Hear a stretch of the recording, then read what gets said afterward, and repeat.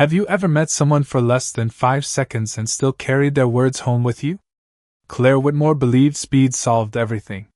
Speed closed deals. Speed impressed investors. Speed kept people from seeing the exhaustion she wore beneath her tailored navy blazer. At 34, she ran one of Chicago's fastest-growing technology firms, and every minute of her day was scheduled down to the second. On a gray Tuesday morning, her phone vibrated before she even stepped out of the elevator. Another message. Another delay. Another problem demanding her attention. The executive floor buzzed with nervous energy as employees hurried across polished hallways carrying tablets, reports, and coffee cups. Claire moved through them like a storm cloud with a destination. Her heels clicked sharply against the marble floor. Her assistant was already 3 steps behind, reading updates from a packed calendar. A board meeting in 20 minutes. An investor call in 45. A media interview before lunch. Claire barely listened. She was already calculating the next crisis. Then she stopped. Not because she wanted to. Because someone was blocking the hallway. A maintenance cart sat near the center of the corridor. Toolboxes. Electrical supplies. Coiled cables. Standing beside it was a tall black man in a faded work jacket.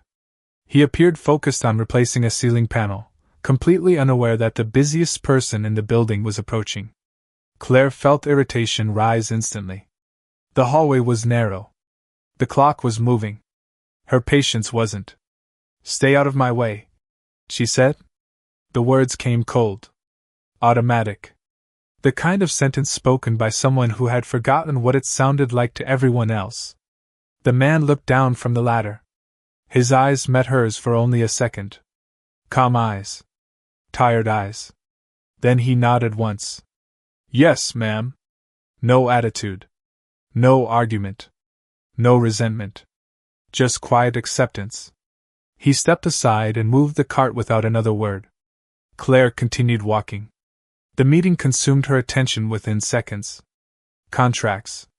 Forecasts. Numbers. The hallway vanished from her mind almost immediately. For Marcus Reed it didn't. He climbed down from the ladder and returned to work. The building's executive floor always felt different from the rest of the company. More expensive. More urgent. More fragile. People here rushed so fast they barely noticed one another. Marcus had worked enough jobs to understand that some people carried pressure like a heavy coat. It didn't excuse unkindness. But it explained some of it. His phone buzzed in his pocket. He glanced at the screen and smiled. A video call request. From one person who always mattered more than any job. He accepted. A cheerful face appeared immediately. "Daddy!" 10-year-old Ava sat at a kitchen table, missing front tooth visible through a wide grin. Crayons scattered around her homework. "Hey, Pumpkin," Marcus said softly. "You finished that science project?" Ava nodded proudly before her smile faded. "Was that lady mad at you?" Marcus paused. He hadn't realized she heard the exchange through his earbuds. For a moment, he looked through the glass wall overlooking the city skyline. Then he smiled again. "Some people are having harder days than we know." Ava thought about that. Then nodded. Children often understood more than adults expected. Marcus returned to work. The hallway grew quiet. But somewhere 15 floors above, Claire Whitmore continued her day without realizing that a simple sentence spoken in frustration had already begun a story she would not soon forget. The rest of the day unfolded exactly the way Claire expected. Problems arrived. Meetings stretched longer than scheduled. Numbers refused to cooperate. By 6 o'clock, most employees were already heading home, but the lights inside the executive offices remained bright. Claire sat alone in a conference room overlooking downtown Chicago, staring at a financial report that seemed determined to ruin her week. Outside the glass walls, the city glowed beneath a blanket of early evening clouds. Inside, her phone would not stop vibrating. Another email. Another request. Another reminder that hundreds of people depended on decisions only she could make. She rubbed her temple and exhaled slowly. Some days success felt less like an achievement, and more like a debt that never stopped. Collecting interest. Down in the lower levels of the building, Marcus Reed was finishing his shift. The maintenance office smelled faintly of coffee and machine oil. Familiar smells. Honest smells. He signed out for the evening, grabbed his backpack, and headed toward the employee parking garage. His phone buzzed again. This time it was not a video call. It was a text from Ava. The message contained only 3 words. Science project emergency. Marcus smiled immediately. 5 minutes later he was on the road, heading toward home through steady evening traffic. The old pickup truck rattled slightly whenever he hit a pothole, but it kept moving. Just like him. At home, Ava sat at the kitchen table surrounded by construction paper, markers, glue sticks, and what looked suspiciously like a cereal box that had been sacrificed for scientific advancement. Marcus walked in carrying groceries under one arm. Ava looked up dramatically. The volcano collapsed. Marcus set the bags down. That sounds serious. It was a structural failure. He nodded thoughtfully. Well, then we should investigate. For the next hour they rebuilt the project together. Ava explained every detail with the confidence of a NASA engineer. Marcus listened carefully. Asked questions? Offered suggestions only when needed. Eventually the volcano stood again, slightly crooked but proud. Ava leaned back and smiled. Much better. Marcus looked at the project, and then at his daughter. I agree. Later that evening, after dinner dishes were washed and homework was finished, Marcus sat beside the living room window with a cup of black coffee. Outside, streetlights reflected off wet pavement.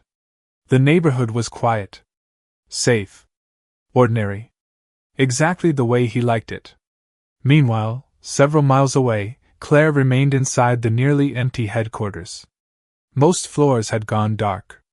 The silence felt strange after an entire day of noise. She gathered her papers, slipped on her coat, and finally headed toward the elevator. The building seemed larger at night. Colder somehow.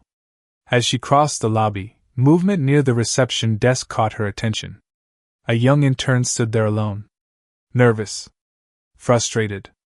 Almost in tears. Claire recognized her vaguely from one of the departments upstairs.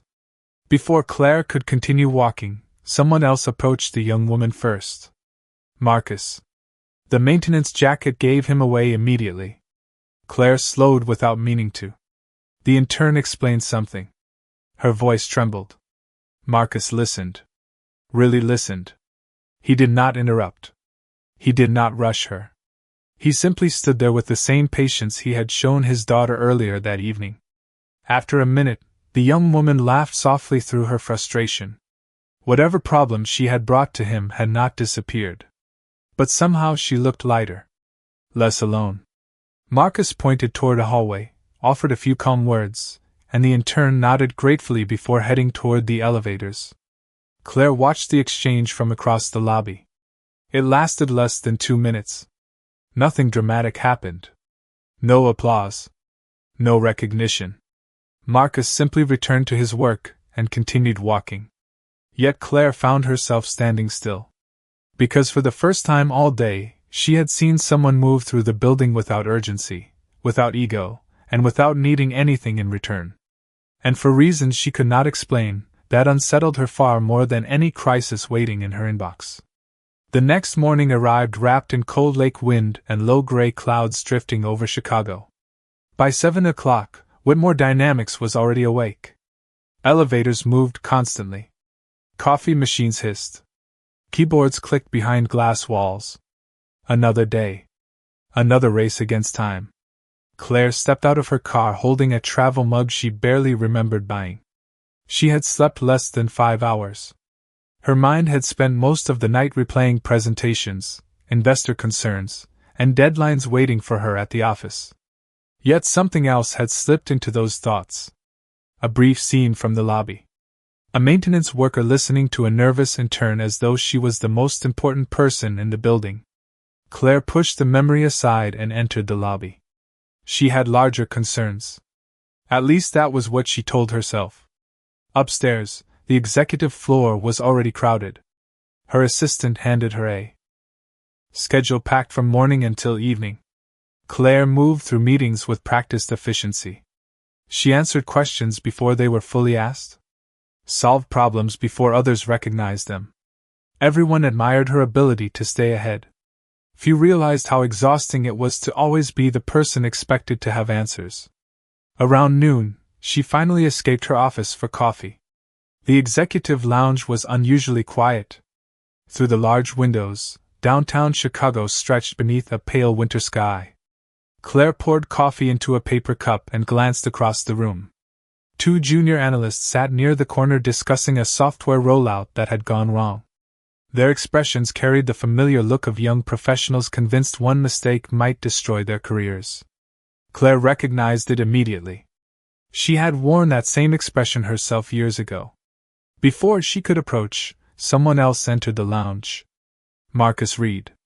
He carried a toolbox under one arm and a folded maintenance report in the other. One of the analysts spotted him and immediately waved him over. Claire expected Marcus to politely decline. He looked busy. Instead, he sat down. 5 minutes passed. Then 10. Claire remained near the coffee station pretending to review emails. In reality, she found herself listening. Not to the conversation itself. To the atmosphere around it. Marcus was not solving their technical issue. He was doing something stranger. He was calming them down. One analyst laughed. The other relaxed visibly.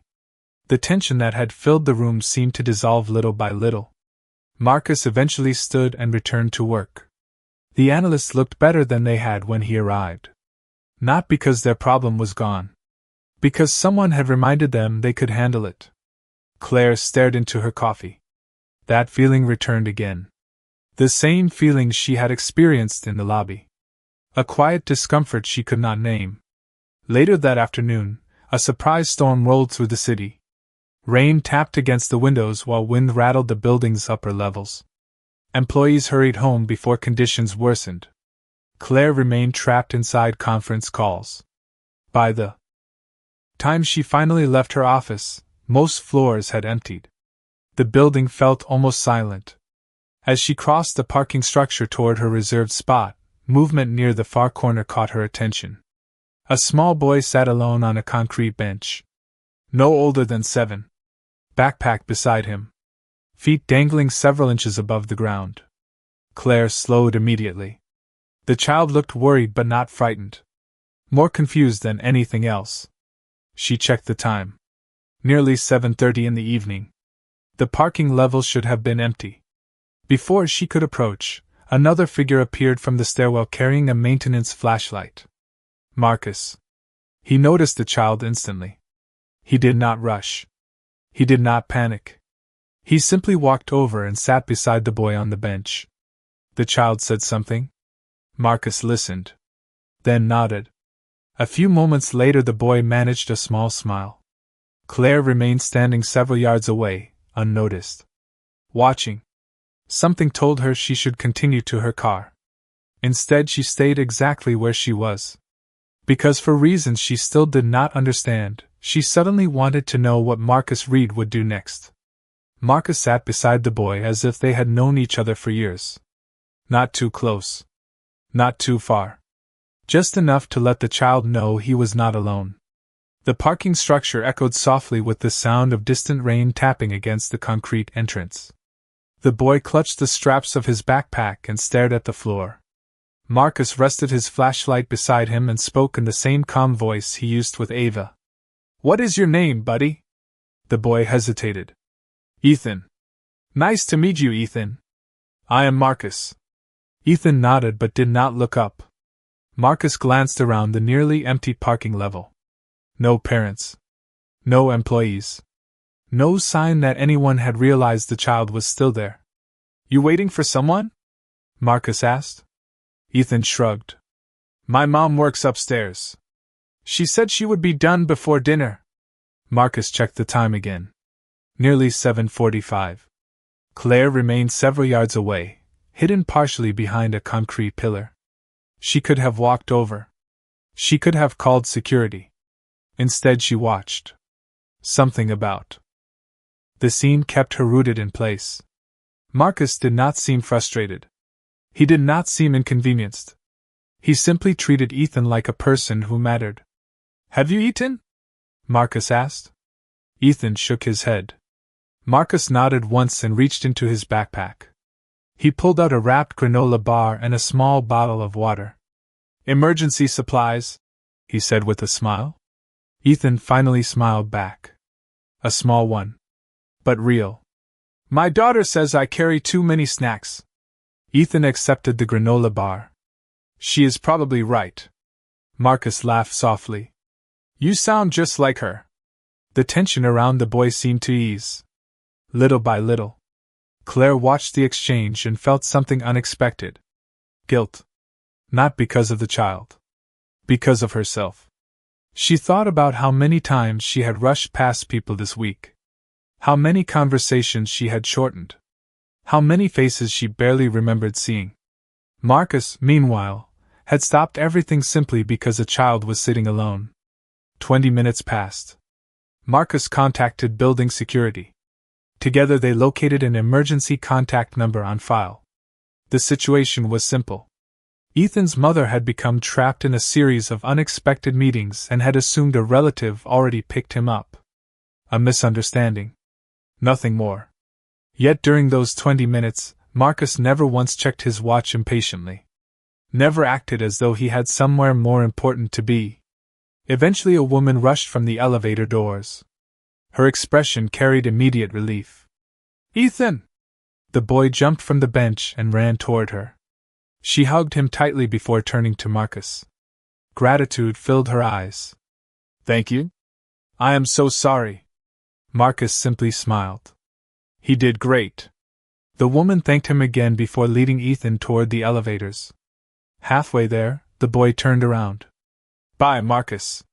Marcus raised a hand. "See you around, buddy." The parking level fell quiet again. Claire expected Marcus to leave immediately. Instead, he picked up the empty water bottle Ethan had forgotten on the bench and dropped it into a recycling container nearby. A tiny action. Barely noticeable. Yet somehow it felt consistent with everything else she had seen. Taking care of things. Taking care of people. Even when nobody was watching. Then Marcus turned and finally noticed Claire standing across the garage. For a brief second their eyes met. Claire felt strangely caught. As though she had been the one observed all evening. Marcus offered a polite nod. Nothing more. No resentment. No reminder of their first encounter. Just simple courtesy. Then he walked toward the stairwell and disappeared through the door. Claire remained where she was. The rain continued outside. Cars came and went. But she did not move. Because for the first time in a very long time, she found herself wondering whether success had made her efficient at the cost of something far more important. Claire drove home through rain-slick streets, but her thoughts never left the parking garage. The windshield wipers moved back and forth in a steady rhythm. Traffic lights reflected across the wet pavement like scattered pieces of color. Normally, she used the drive home to prepare for tomorrow. To plan. To strategize. To stay ahead. Tonight felt different. Her mind kept returning to a maintenance worker who had spent nearly half an hour helping a forgotten child without expecting recognition, reward, or even thanks. By the time she reached her condominium overlooking the Chicago River, the feeling had not faded. It followed her into the elevator. Into her kitchen. Into the silence of a home that looked perfect in photographs but often felt too large for one person. She set her keys on the counter and stood staring through the floor-to-ceiling windows. Thousands of lights glowed across the city. Somewhere among them was Marcus Reed. She wondered briefly what his evening looked like. Then she caught herself. The thought felt unusual. Unnecessary. Yet it returned anyway. The next morning began earlier than usual. A major client presentation was scheduled for 9 o'clock. And several executives were already gathering in preparation. Claire arrived before sunrise. The building was still quiet. Security guards nodded as she entered. The smell of fresh coffee drifted through the lobby. She headed toward the executive elevators, reviewing notes on her tablet. Halfway across the lobby, a familiar voice caught her attention. Not loud. Not dramatic. Just warm. She glanced toward the seating area near the entrance. Marcus sat beside a young girl wearing a bright yellow jacket and holding a science fair poster board almost as tall as she was. Ava. Claire recognized her immediately from the video call she had overheard days earlier.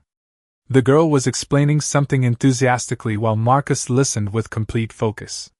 The volcano won second place, Ava announced proudly.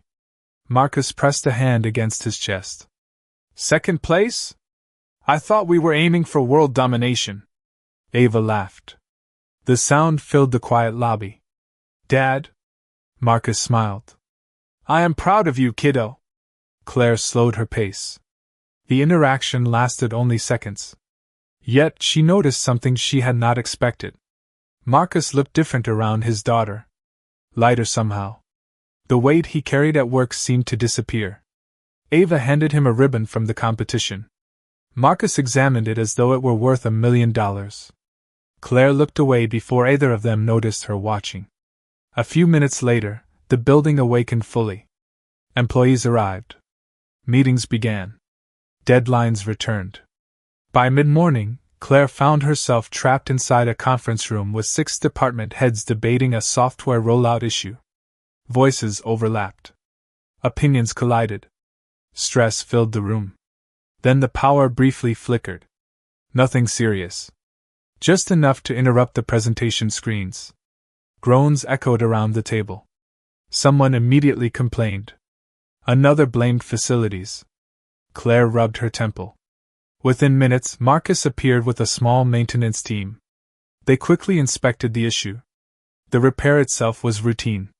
What surprised Claire was what happened afterward. One of the younger technicians accidentally admitted he had overlooked an earlier warning sign. The room fell silent. Mistakes were rarely received kindly in high-pressure environments. Claire expected embarrassment. Defensiveness. Excuses? Instead, Marcus stepped forward calmly. We all missed it, he said. We fix it together. No lecture. No blame. The younger technician visibly relaxed. The issue was resolved. The team returned to work. Marcus left without another word. The meeting resumed. Yet Claire barely heard the next 15 minutes of discussion. She kept thinking about that simple sentence.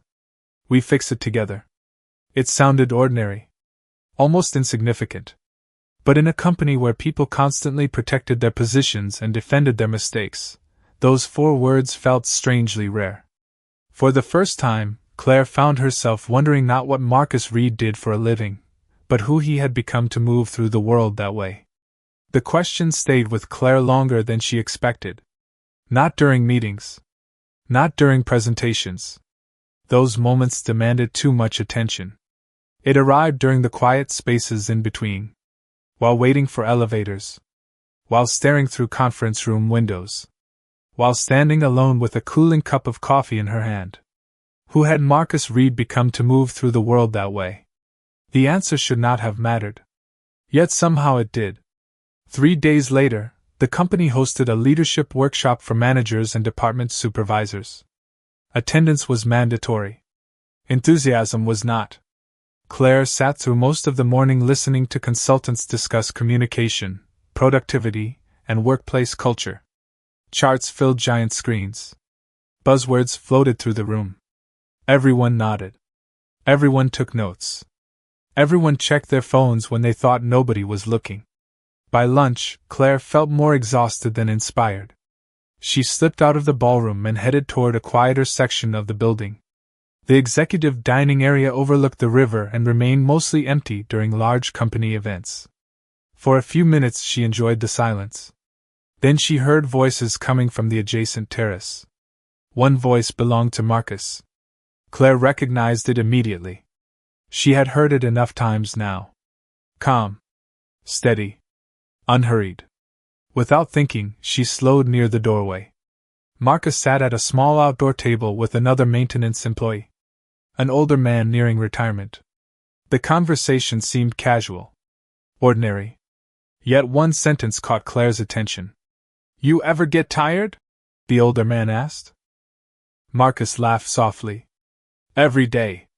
"Then how do you stay so patient with people?" Marcus leaned back in his chair. The river breeze stirred the edge of his jacket. For several seconds he simply watched the water below. "My wife used to say everybody is carrying something you cannot see."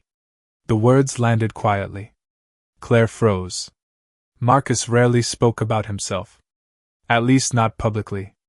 The older man nodded. "She sounds like she was a smart woman." Marcus smiled. A small smile. The kind that carried both warmth and sadness. "She was." Silence followed. Not awkward silence. The comfortable kind. Eventually the older employee returned inside. Marcus remained on the terrace alone. Claire stepped back before he could notice her. Her chest felt unexpectedly heavy. Wife. The word explained things she had never considered. The patience. The gentleness. The absence of bitterness. Most people who carried loss wore it differently. Some became harder. Others became angry. Marcus seemed to have become softer. Later that evening, long after the workshop ended, Claire found herself unable to concentrate. Reports sat untouched on her desk. Emails remained unanswered. Outside her office window, darkness settled across the city. Her phone buzzed. A reminder about an upcoming investor dinner. Another obligation. Another performance. She closed the notification without reading it fully. For the first time in years, she was not thinking about business. She was thinking about people. About the maintenance worker who stayed with forgotten children. Who encouraged nervous interns. Who protected younger employees from embarrassment. Who carried grief quietly enough that most people probably never noticed it at all. Near 8 o'clock, Claire finally left her office. As she crossed the lobby, she noticed a cleaning crew finishing their shift. Marcus stood nearby speaking on his phone. He was smiling. A genuine smile. Claire heard only part of the conversation as she passed. "Of course I will be there, pumpkin. Front row seats. I would not miss it for anything." Ava must have been on the other end. Marcus listened for a moment before laughing softly. The sound echoed through the nearly empty lobby. Claire continued walking toward the exit, but something inside her shifted. Because she realized that despite everything she had witnessed, the most remarkable thing about Marcus Reed was not how he treated strangers. It was how consistently he treated every person as if they mattered. The following week brought the kind of pressure Claire knew better than anyone. A major investor presentation was approaching. Millions of dollars depended on the outcome. Executives moved through the building carrying tablets and reports as though the future of the company rested on every page. In some ways it did. By Wednesday afternoon, tension hung over the executive floor like a storm cloud. Deadlines tightened. Tempers shortened. Even the smallest mistakes felt larger than they were. Claire spent most of the day moving from meeting to meeting. She barely noticed the hours passing. Around 3 o'clock, an unexpected problem surfaced. A critical set of presentation files had not been updated correctly. The issue was not catastrophic, but it created confusion at exactly the wrong moment. Several department heads gathered inside a conference room attempting to identify what had happened. Voices rose. Explanations collided. Everyone seemed eager to prove the problem belonged to someone else. Claire sat at the head of the table listening. Watching. The discussion grew more uncomfortable by the minute. Then one executive turned toward a young project coordinator named Rachel. Fresh out of college. Hardworking. Bright. And visibly overwhelmed. "This should have been caught earlier," the executive said. Rachel opened her mouth to respond, but no words came. Her face turned red. Her hands tightened around a notebook resting in her lap. Claire recognized the look immediately. Fear. Not fear of the mistake itself. Fear of becoming the person everyone blamed for it. Silence settled over the room. Then another voice entered the conversation. Calm. Steady. Familiar. Marcus stood near the doorway. He had entered only to address a facilities issue reported on the floor. Instead, he had walked into the middle of the discussion. Excuse me, Marcus said politely. Every head turned toward him. I think I may have contributed to the confusion. The room looked surprised. Including Claire. Marcus stepped forward. The maintenance team performed a scheduled network equipment inspection yesterday afternoon. A temporary interruption affected part of the file synchronization system for about 20 minutes. Rachel looked up. So did everyone else. Marcus continued. The issue was corrected immediately, but it is possible some updates did not process the way they normally would. The executive frowned. Are you saying this was facilities? Marcus shook his head. No, sir. I am saying several things happened at once. Nobody missed it alone. The room grew quiet again. Claire watched Rachel's shoulders lower slightly. The panic began leaving her face. Marcus could have stopped there. Instead, he added something else. Something simple. We fix it together. 4 familiar words. The same ones Claire had heard days earlier. Nobody argued after that. The conversation shifted toward solutions. Within 15 minutes, the problem was resolved. The files were corrected. The presentation remained on schedule. One by one, people left the room. Rachel stayed behind gathering papers with noticeably steadier hands. As Marcus turned to leave, she stopped him. Thank you, she said quietly. Marcus smiled. You are doing fine. Nothing more. No speech. No lesson. Just reassurance. Claire watched the exchange through the conference room glass after everyone else had gone. The city skyline stretched beyond the windows in shades of silver and blue. For a long moment she remained seated alone. Thinking. Most people in positions of authority spent their energy protecting themselves. Most people under pressure looked for someone else to carry the blame. Marcus seemed to operate by a different set of rules entirely. Rules nobody had taught in business school. Rules that could not be measured in quarterly reports. As evening settled over Chicago, Claire found herself staring at the empty chair where Rachel had been sitting.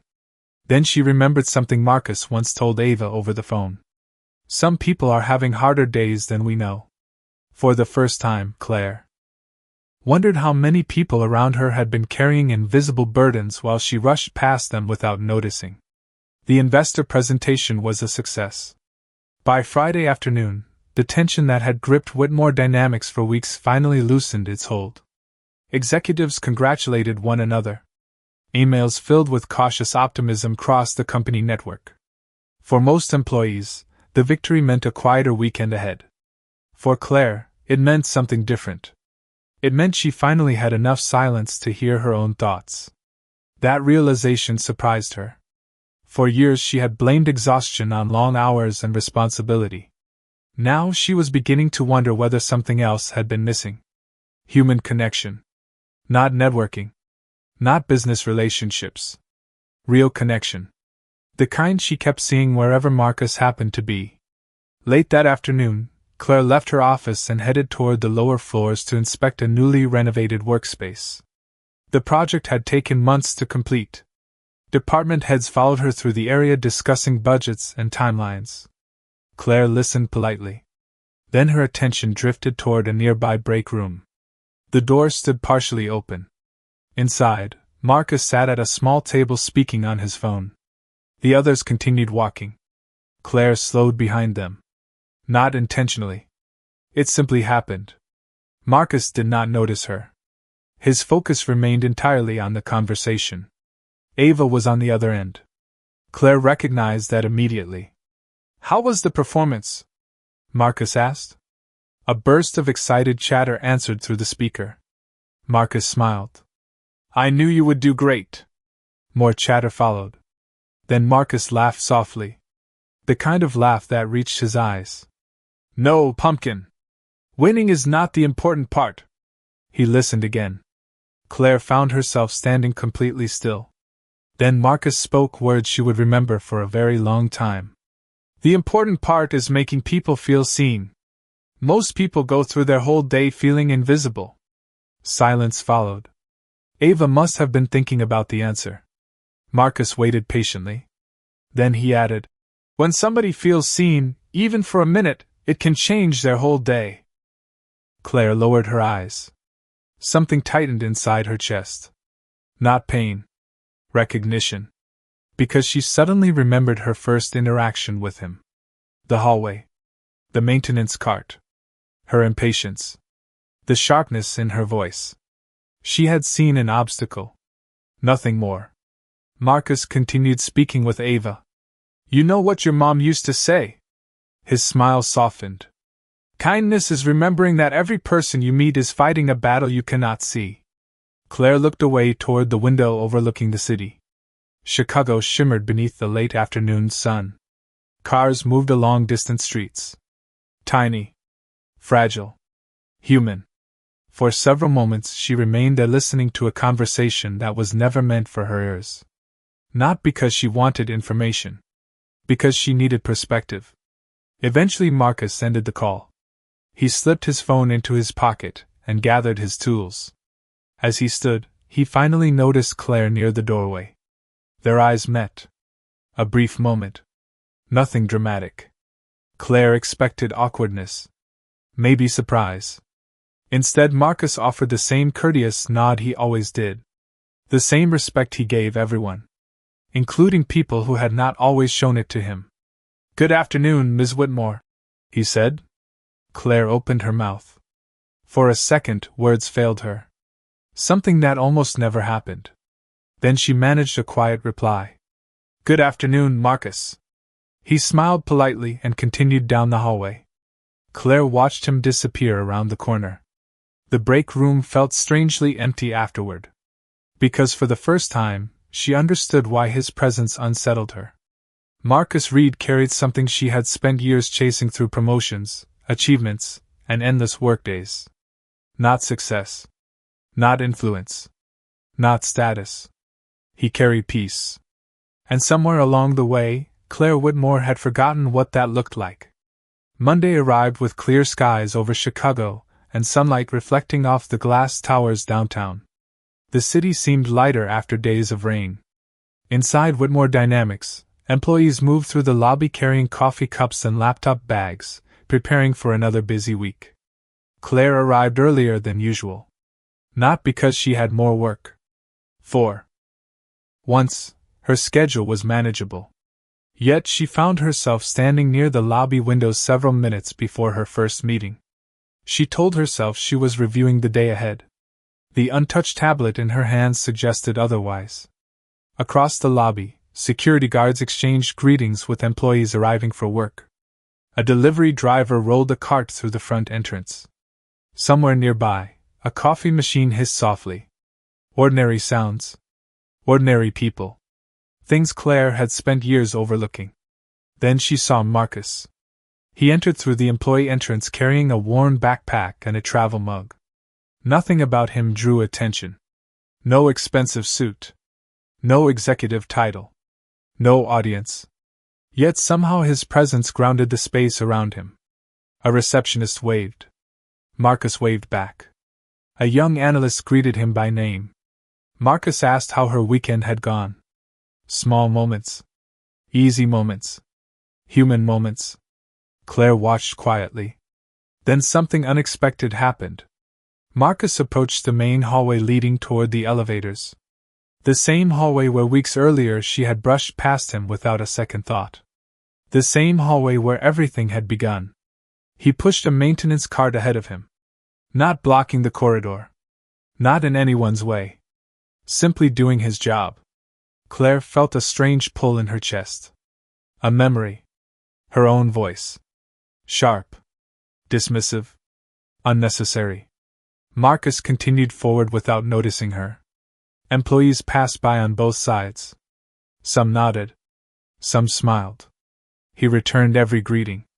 Then Claire did something she would not have done a month ago. She stepped aside. Deliberately. Quietly. She moved out of the center of the hallway and gave him room to pass. Marcus glanced up. Surprise flickered briefly across his face. Then came that familiar calm expression. "Good morning, Ms. Whitmore," he said. Claire looked at him for a moment. Not at the maintenance jacket. Not at the cart. At the man. "Good morning, Marcus." The exchange lasted only seconds. Then he continued down the hallway toward another workday. Claire remained standing where she was, watching him disappear around the corner. The lobby continued moving around her. Phones rang. Elevators opened and closed. Conversations drifted through the air. Yet everything felt strangely still. Because she finally understood why Marcus had unsettled her from the beginning. He had never challenged her authority. Never questioned her position. Never tried to impress her. Instead, he had done something far more powerful. He had quietly reminded her of the person she once hoped to become before success turned life into a constant race. A person who noticed people. A person who listened. A person who remembered that kindness was not weakness. It was strength. Claire looked out through the glass walls toward the city beyond.